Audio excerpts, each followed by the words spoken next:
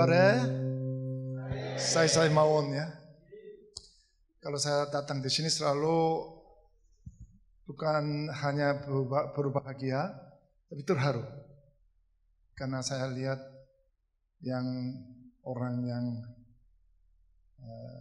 muda sudah ikut, dan hari ini saya kira hanya 20-30 orang yang ikut, tetapi kok penuh sekali. Wah, itu luar biasa. Kalau saudara percaya kepada Tuhan, tepuk tangan coba. Ya. Sekali lagi, kalau percaya Tuhan, coba angkat tangan seperti. Wah, luar biasa. Saudara, saya mau tanya sebelum mulai. Saudara pernah dengar Appius? Pernah dengar? Appius. Kalau kisah para rasul, kalau arah ke ayat 2, pasal 22 ke atas di terakhir, ada Appius. Jadi Appius artinya satu pintu gerbang kemenangan. Jadi orang prajurit Roma setelah perang, kalau menang selalu lewat gerbang pintu itu namanya Appius. Jadi mereka telah menang, jadi di depan orang banyak berdiri, jadi kemenangan.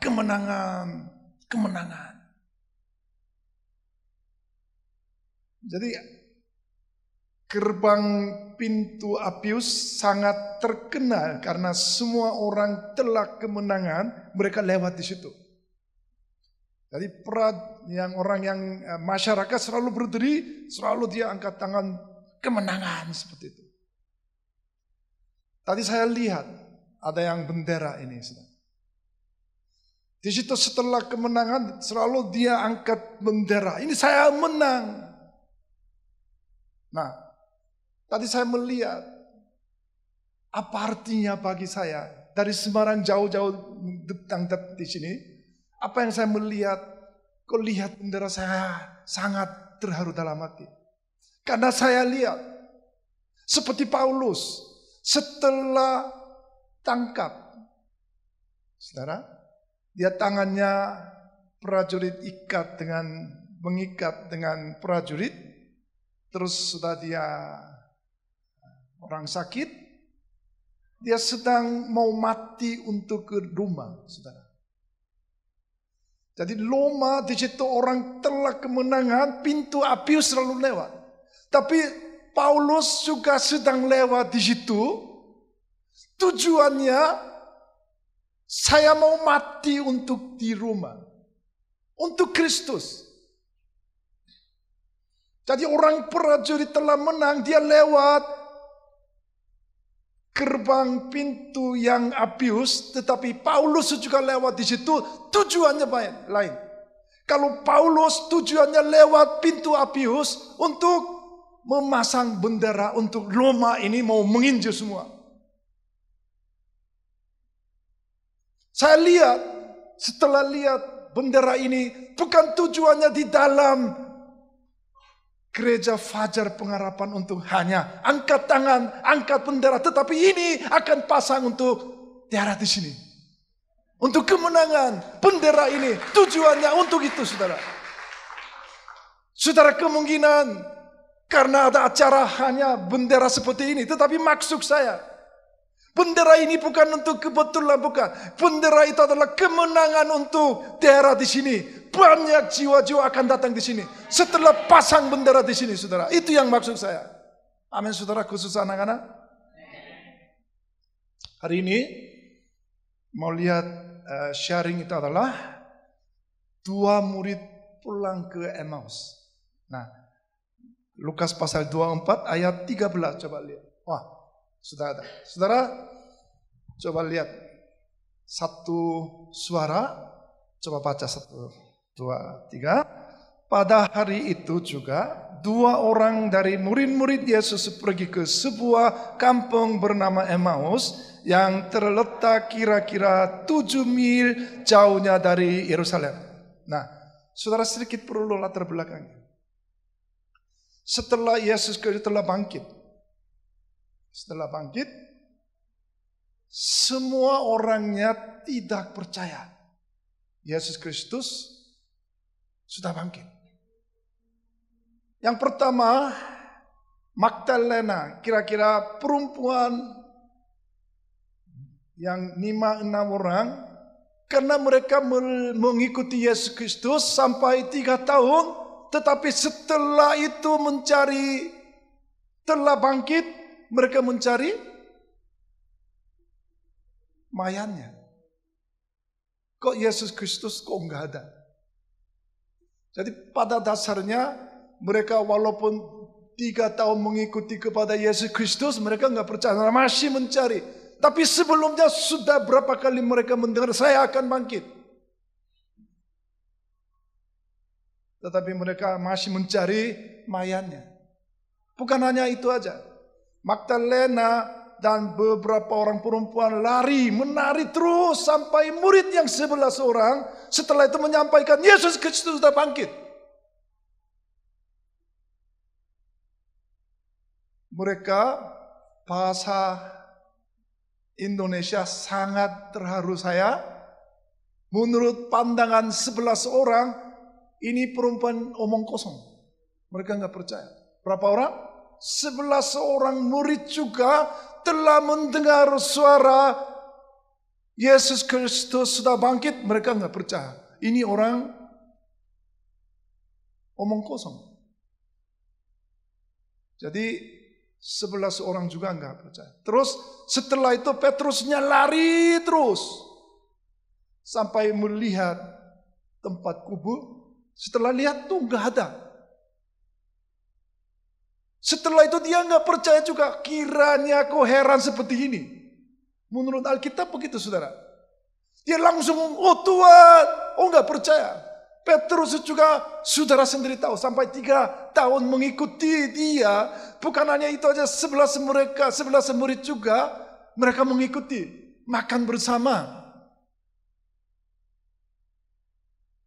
Makan bersama. Tidur bersama. Mereka nggak percaya. Saudara-saudara, setelah itu kemudian 2 orang murid juga, bahasa Indonesia pulang aja. Jadi Petrus juga pulang kampung, 2 orang murid juga pulang. Pulang kemana? Emmaus. Ini situasinya saudara. Saudara kalau sedikit mengerti ke sejarah Israel, saudara kenapa mereka pulang ke kampung sedikit mengerti sebenarnya. Karena sejarah Israel kira-kira 600 tahun lalu.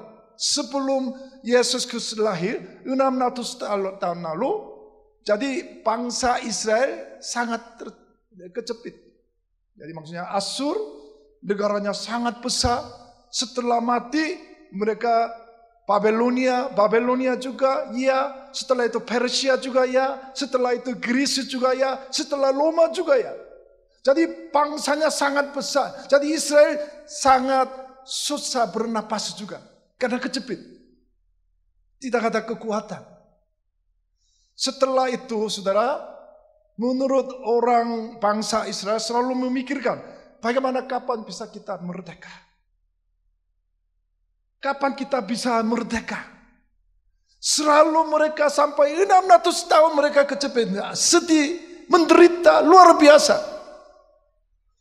Tetapi ada orangnya datang luar biasa. Namanya Yesus Kristus. Mujizat terjadi. 5.000 orang makan bersama juga.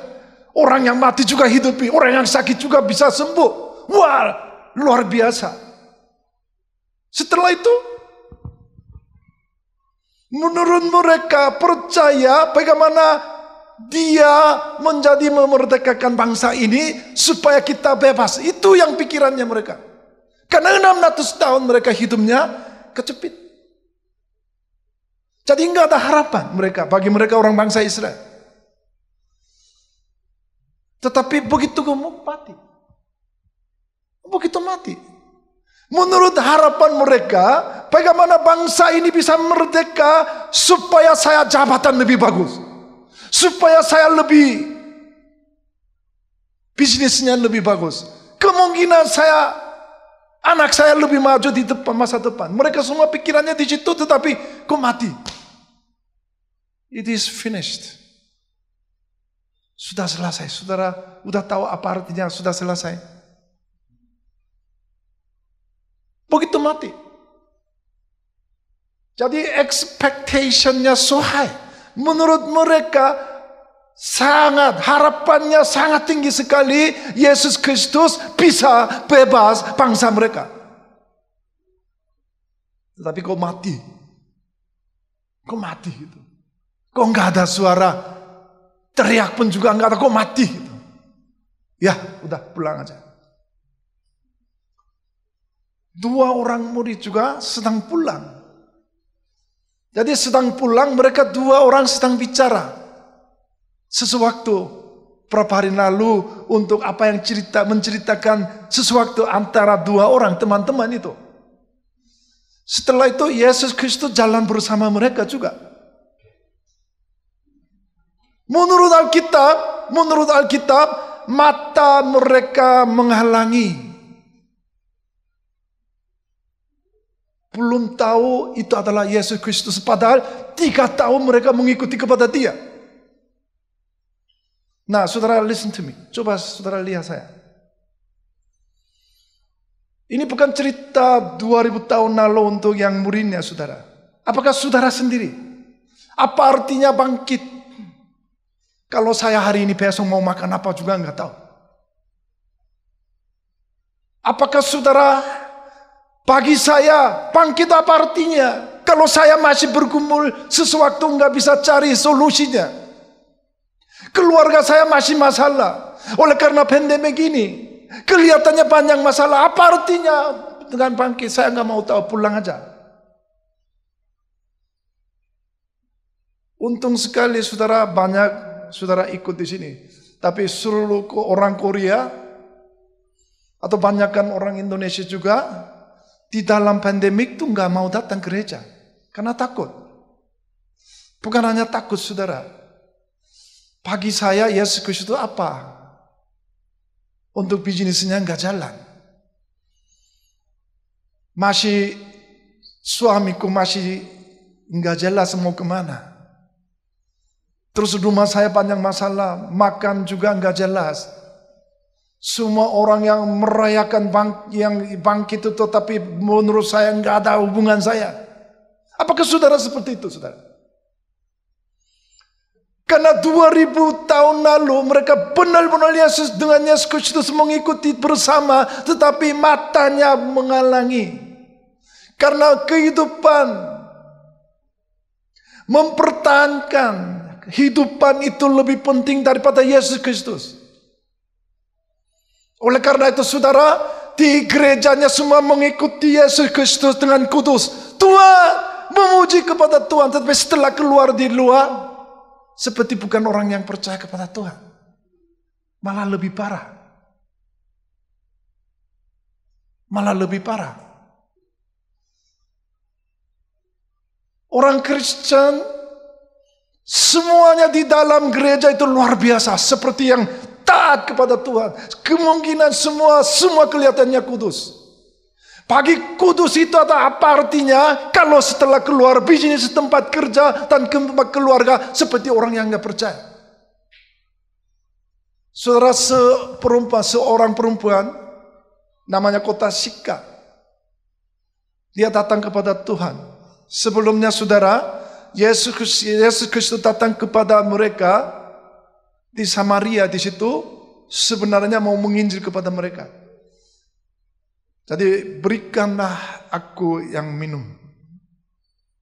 Yesus berkata kepada yang perempuan ini.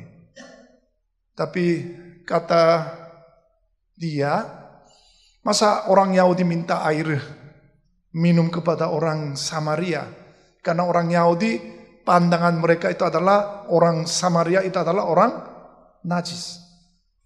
Karena nenek moyang jadi mengikuti atau mereka maksudnya kawin dengan orang yang kafir, saudara. Oleh karena itu pandangan Yahudi itu adalah orang Samaria itu adalah orang najis. Mereka juga nggak mau lewat, nggak mau salam juga.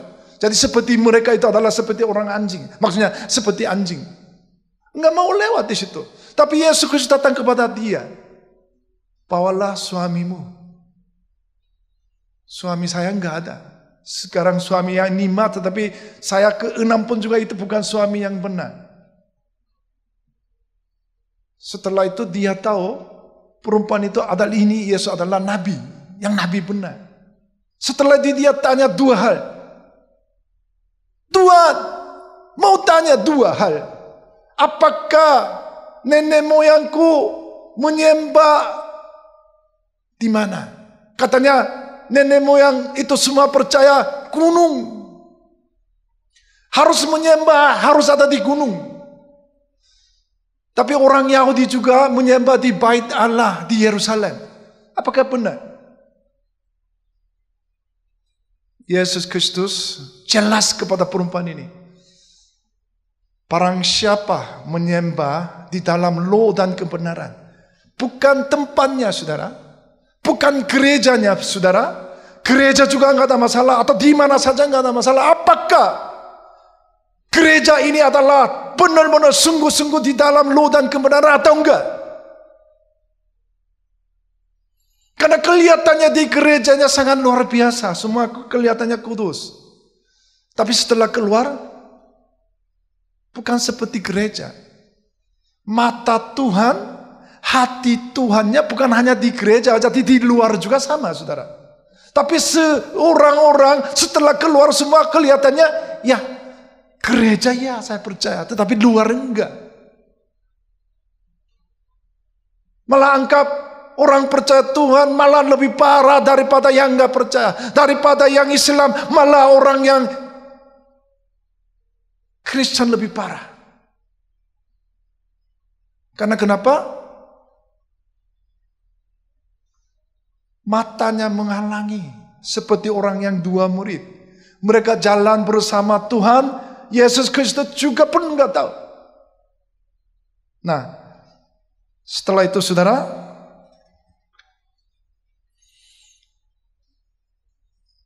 setelah itu Yesus Kristus menerangkan tentang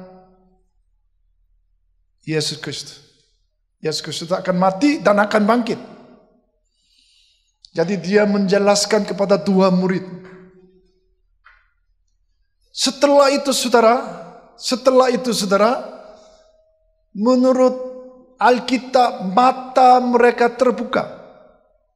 Setelah mendengar firman Tuhan langsung dari dia, setelah itu matanya terbuka. Tadinya matanya menghalangi, nggak bisa melihat Yesus Kristus. Tetapi setelah mendengar firman Tuhan, mereka matanya terbuka. Setelah itu dia melihat Yesus Kristus. Saudara-saudara, mau tanya kepada saudara. Setelah mendengar firman Tuhan, apakah saudara bisa melihat Yesus Kristus melalui firman Tuhan?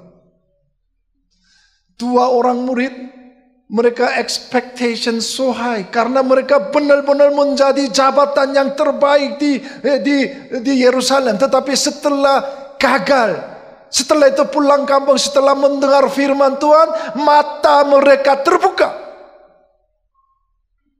Tadinya enggak mengerti itu adalah siapa, tapi sekarang dia mengerti itu adalah Yesus Kristus. Kedua, saudara, setelah itu mereka hatinya berkobar. Kalau berkobar itu maksudnya di dalam apinya nyala di dalam hati. Jadi berkobar bukan hanya berkobar, tetapi dia mengerti, telah melihat Yesus Kristus, hatinya berkobar.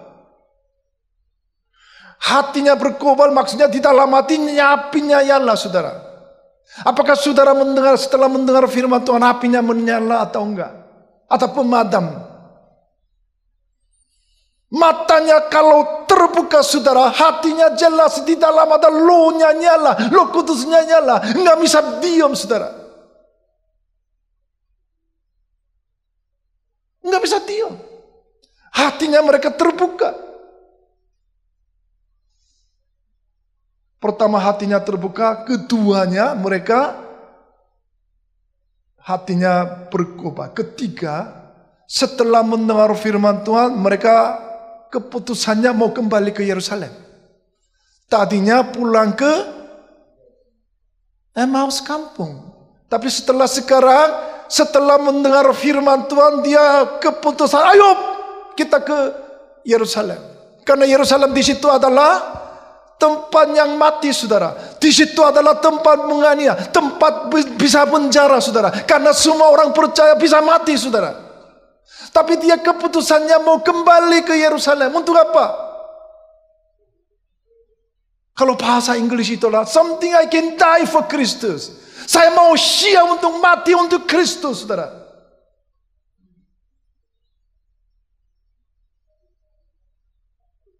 Itu adalah keputusan mereka. Ayo kembali ke Yerusalem. Lebih bagus daripada hidup seperti ini. Lebih bagus saya mati aja untuk Tuhan. Itu adalah kekuatan firman Tuhan, saudara. Setiap saat atau setiap minggu saudara setelah mendengar firman Tuhan, apakah hati saudara berubah atau enggak?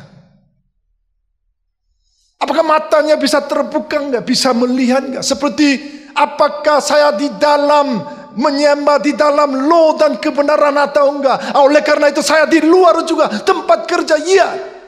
Tempat yang di mana saya berdiri, saya akan membangun kerajaan Allah atau enggak?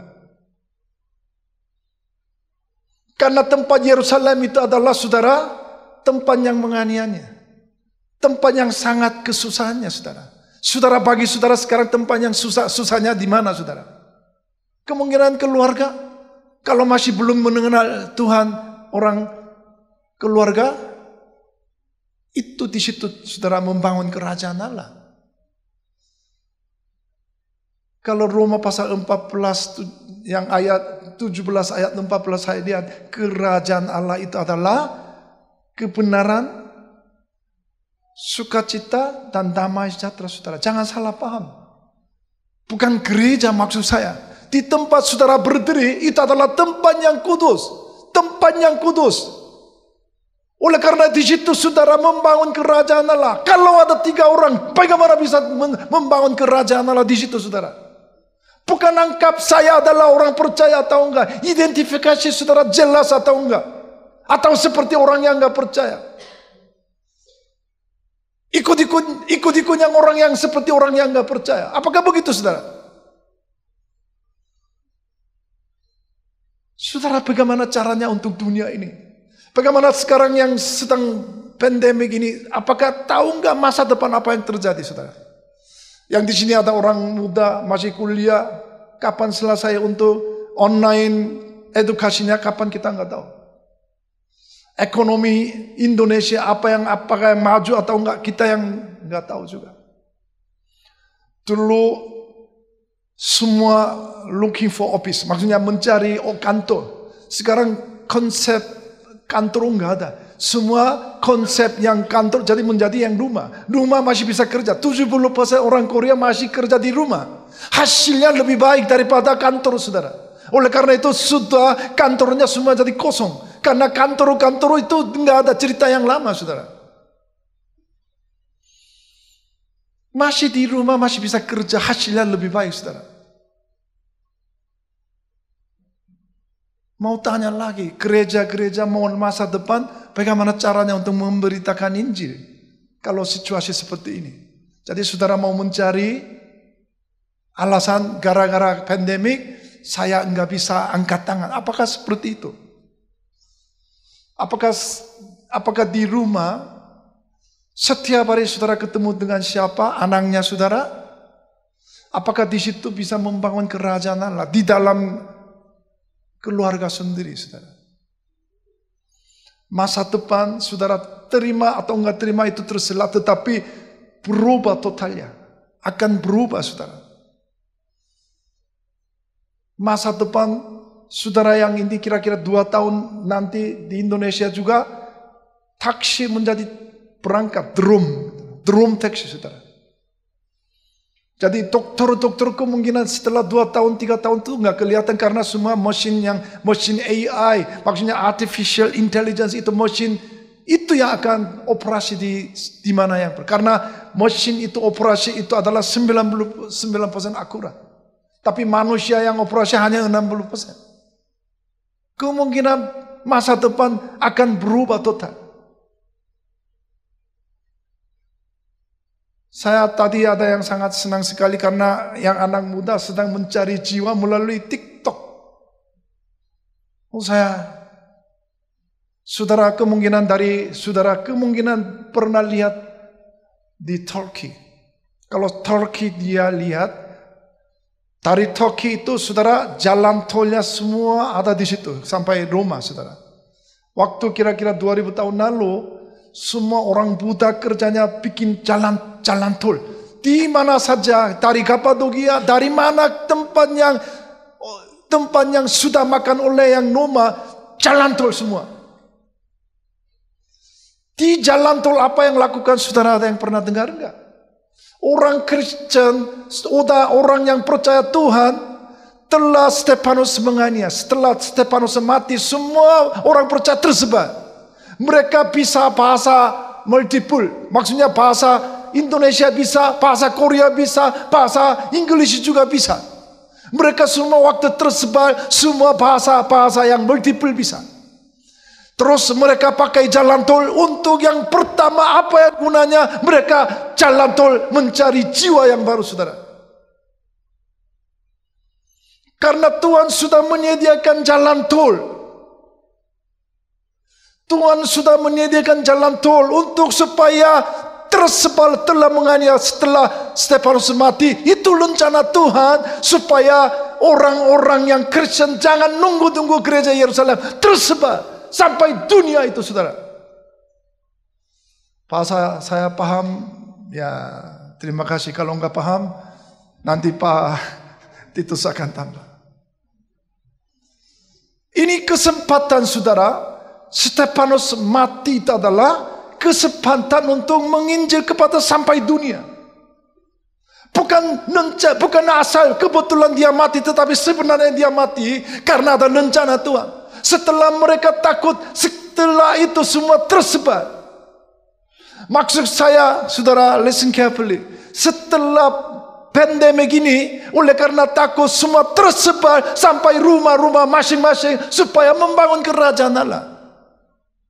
Enggak ada amin ya, itu yang saya ulang lagi. Aduh, ini stres saya. Pandemi ini saudara, menurut saya ada rencana Tuhan. Supaya apa? Supaya jangan ada di gereja di dalamnya.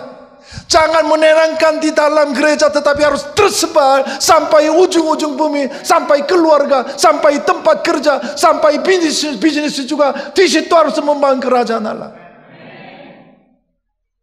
Tadi aminnya paksa ini. Ini tujuannya. Tuhan bom meriam di gereja supaya tersebar. Karena kenapa? Di tempat kerja masih belum mengenal Tuhan. Tempat kerja banyak masih belum mengenal Tuhan. Oleh karena itu semua tersebar sampai di situ seperti Stefanus. Pakai apa? Jalan tol. Saudara-saudara bisa enggak matanya sedikit terbuka? Jalan tol itu adalah HP saudara. Waktu itu jalan tol, sekarang jalan tol itu adalah HP.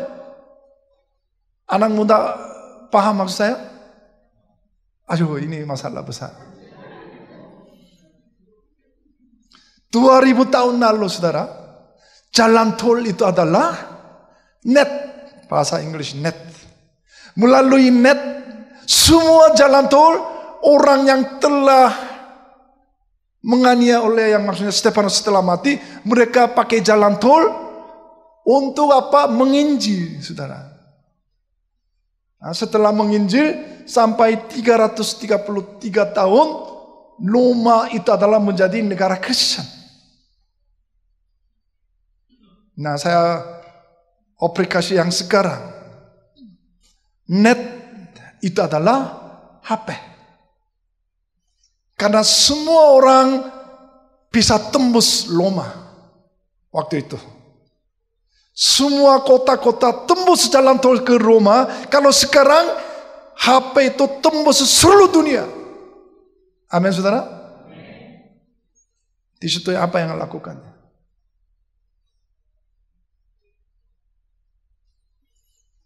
Tuhan sudah menyediakan jalan tol. Tuhan sudah menyediakan HP. Tujuannya melalui HP apa yang harus dilakukan. Karena di HP yang kelihatan atau enggak kelihatan. Enggak kelihatan, saudara. Kalau yang dulu 2000 tahun lalu kelihatan. Masing antara satu orang menginjil. Tapi sekarang enggak usah satu antara satu. Melalui media sampai 10 juta, 20 juta. Langsung bisa menginjil kepada mereka. Karena Tuhan sudah menyediakan. Nah, pandangan saudara sedikit berubah. Bagaimana HP ini bukan mencari pacarku. Bukan untuk SMS kepada teman, I love you, I miss you. Bukan untuk tujuannya, saudara. Lomas pasal 12 ayat 1, 2, 3. Bisa enggak? Terakhir. Lomas pasal 12 ayat 1, 2, 3. Saudara bisa baca? Nah, saudara coba baca. Karena itu 1, 2, 3.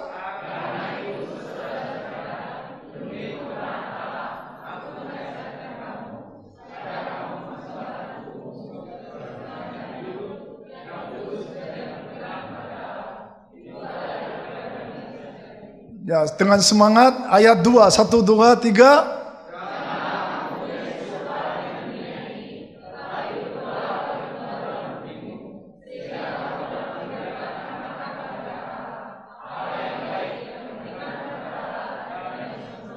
Nah, sampai di situ aja. Jadi saya kasih contoh yang sangat baik supaya saudara mengerti. Saya suka main gitar. Saya orang percaya, tapi saya main gitar. Malam-malam aku sendiri, tanpa cintamu lagi. Jujur saja ku tanpamu. Kalau pakai kita adalah ini kita untuk najis. Karena saya melayani kepada dunia. Sampai di sini paham, saudara? Tapi kita ini saya suka 주품에 lingkupiku. Berarti kita itu untuk kudus. Ayat 12, pasal 12 ayat 1, 2, 3 itu adalah saudara apa yang bisa pegang? Apakah kita atau mulut, apa yang pikiran, apa yang perkataan, perbuatan, itu bagaimana bisa saudara untuk memuliakan kepada Tuhan. Bagaimana mulut atau mulut itu, bagaimana saudara main kita pun, apapun juga, apa yang saudara sedang bisa, itu adalah bagaimana bisa Allah ini untuk kudus. Melayani Tuhan. Saudara sedang pakai HP ini, memang ya untuk komunikasi. Tapi sebenarnya saudara, HP itu bagaimana bisa saya SMS kirim kepada, bukan I love you, I miss you, tetapi kebenaran. Bagaimana bisa menyampaikan melalui TikTok, melalui Instagram, melalui apapun juga, saudara bagaimana bisa mengirim kepada teman yang belum mengenal Tuhan, bagaimana bisa kebenaran yang dikirim itu. Nggak mau amin juga nggak apa-apa ini.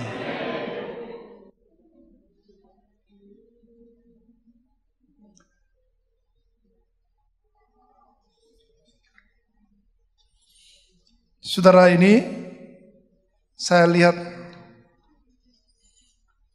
gereja ini sudah mendekati. Sangat senang sekali karena saya lihat sudah arah ke situ, saudara, anak-anak muda ini.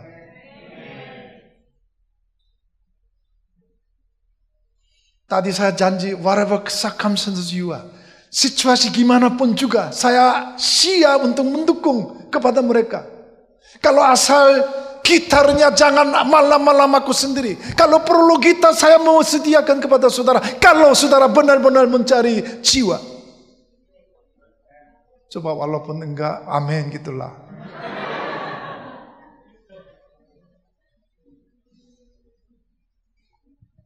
Saudara-saudara, ini bukan untuk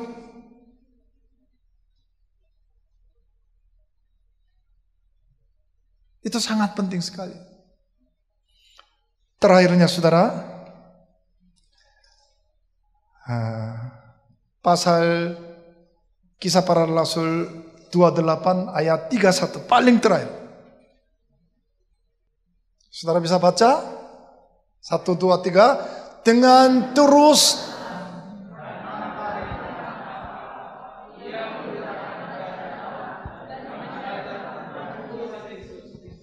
saya sedikit mau menyampaikan kepada saudara. Ini situasi Paulus sedang ada di mana? Penjara. Satu ikat, ini ikat dengan orang prajurit. Dia nggak bisa kemana-kemana.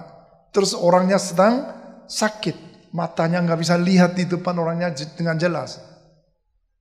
Dia apa yang lakukan? Menurut dia dengan terus terang, itu adalah bahasa Inggris encourage. Dia berani. Pertama dia berani. Berani apa? Saudara, HP yang telah pegang, apakah saya sungkan mau kirim kebenaran atau enggak? Dia enggak sungkan. Dia langsung kirim kepada teman-teman orang yang belum mengenal. Dan tanpa lintangan apa-apa. Without stop. Dia enggak pernah berhenti. Dia marah atau enggak, dia enggak mau tahu. Pokoknya dia tetap tidak berhenti, terus dia kirim. Dia marah atau enggak, dia enggak mau tahu. Apa yang lakukan dia supaya apa? Membangun kerajaan Allah, saudara. Tadi saya bicara kerajaan Allah itu adalah gereja di luar. Bukan hanya gereja, gedung bukan. Tadi saya bicara kerajaan Allah itu adalah kebenaran ada di situ, sukacita ada di situ, dan damai sejahtera ada di situ. Itu adalah gereja atau kerajaan Allah, saudara. Bagaimana di situ temannya atau di kelompoknya atau kuliahnya, di kosnya, di mana saja saudara, pakailah HP untuk membangun kerajaan Allah. Ini tujuannya, Tuhan sediakan situasi yang sangat terbaik untuk pandemi ini. Itu adalah kesempatan sesuatu ciptakan baru untuk bagaimana menyembah kepada Tuhan di dalam loh dan kebenarannya, saudara. Sungguh-sungguh. Walaupun di dalam keluarganya 2-3 orang, sungguh-sungguh saudara. Jangan main-main di dalam ibadah. Bukan hanya di rumah aja, di sini juga saya. Datang di sini jangan pikirannya kemana-kemana. Betul-betul konsentrasi. Tuhan, pakailah saya. Bukan soal HP saya bagus atau enggak, bukan. Tuhan, pakailah saya setiap hari atau tahun ini. Saya pokoknya satu orang menginjil melalui HP yang kudus. Karena dunia ini nggak kelihatan lebih banyak, saudara. Dunia nggak kelihatan orangnya banyak sekali, saudara.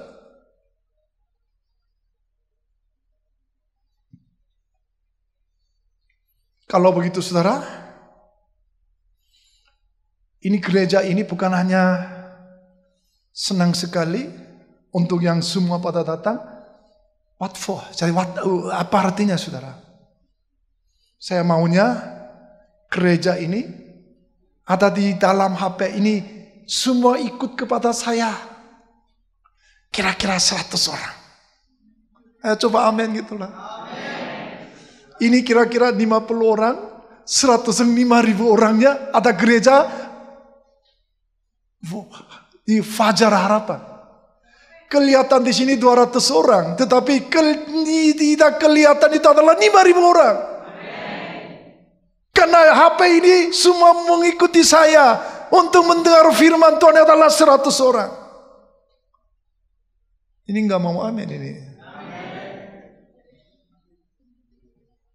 Saudara, 100 orang, kerajaan atau dunia akan berubah pelan-pelan. Dunia akan berubah, pelan-pelan akan berubah. Tadi saya bilang network. Network itu sangat penting bagi kita. Tergantung pandangannya kita. Apakah menyenangkan melalui HP saya menyenangkan diri sendiri untuk mencari pacarnya, atau melalui HP ini mencari jiwa? Pandangan tadi ini pandangannya berubah sedikit. Supaya encourage saudara, jangan berhenti, berani. Padahal Paulus dia sedang masalah tubuhnya dia sendiri, sedang masalah segalanya dia tidak sanggup, sedang masalahnya penjara pun juga. Dia memasang bendera.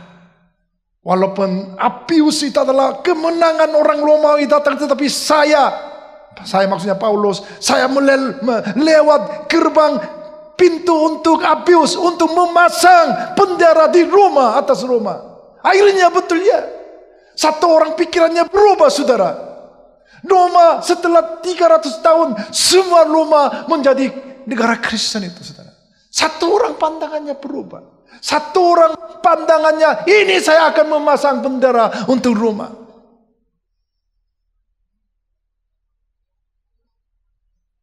Timnya mujuk ini coba maju. Saya pengen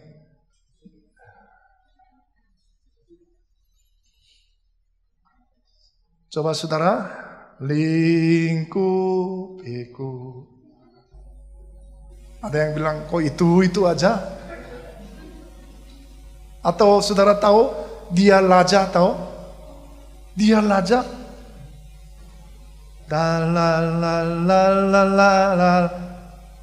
Ada yang nggak tahu? Tahu? Coba, ada yang MC-nya di sini. Dia laja. Siapa? MC di sini coba. Sing Nido coba, ada yang tahu? Dia laja.